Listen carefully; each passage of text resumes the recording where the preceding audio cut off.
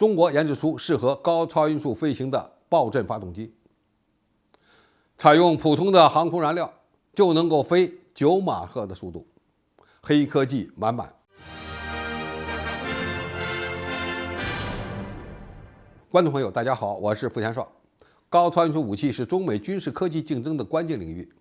而采用超燃冲压发动机的高超音速导弹，或者是高超音速飞行器，又是研发的重要方向之一。然而，要想实现高超音速飞行，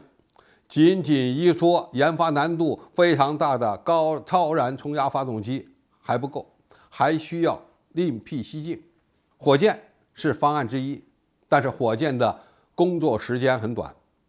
那么还没有别的方式呢？当然有，那就是爆震发动机。爆震发动机分为多类，是吧？比如说脉冲爆震发动机、旋转爆震发动机等等。近日，南华早报根据中国的流体力学实验杂志的论文发现，中国专家研制成功了一种使用普通航空燃料的高超音速发动机，它能够让导弹或者飞行器的速度达到9马赫。据介绍，各国研发高超音速飞行器主流的设计仍然是超燃冲压发动机，但是中国的团队则重点研究了爆震发动机。相比较而言，爆震发动机的优点在于它能够零速度启动，而超燃冲压发动机在零速度状态下是无法启动的，必须要有其他的动力装置将其加速到超音速3倍以上，才有可能使超燃冲压发动机点火。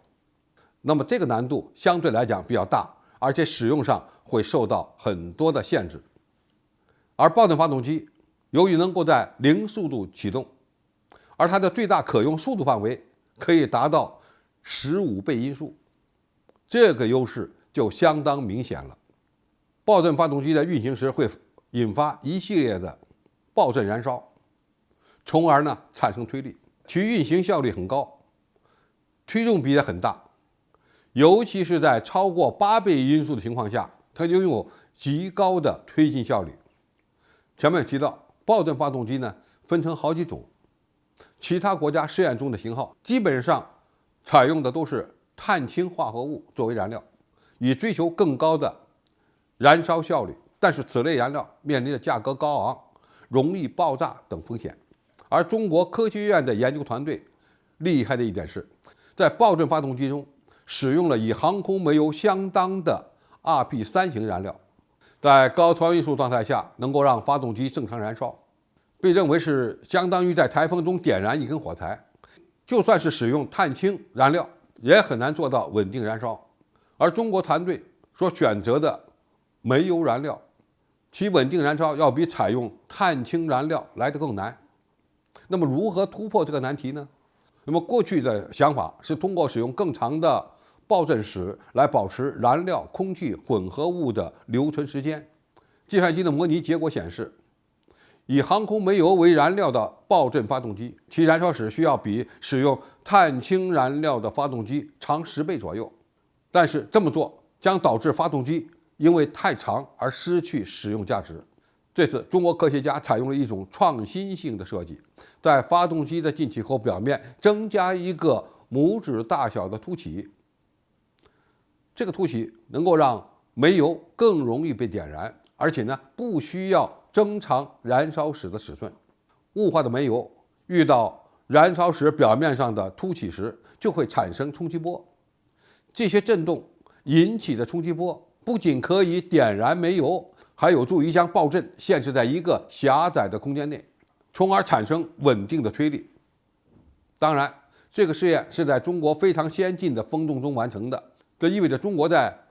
高超音速飞行器的研发方面又解决了一个重大的动力方案问题。那么如果中国成功研制出了使用普通航空煤油为燃料的爆震发动机，那么它会带来什么样的影响呢？首先，由于这种发动机的尺寸大幅度减小，中国制造的爆震发动机的生产成本将会更低，而且更具有实用价值。第二，使用煤油在高超音速飞行时，它的运行成本将大幅度降低，从而使我们未来的高参数飞行器在实现洲际飞行、天地往返飞行时，都有了动力装置和燃料的新选择。好，今天的评述就到这里，谢谢大家收看，我们下期再见。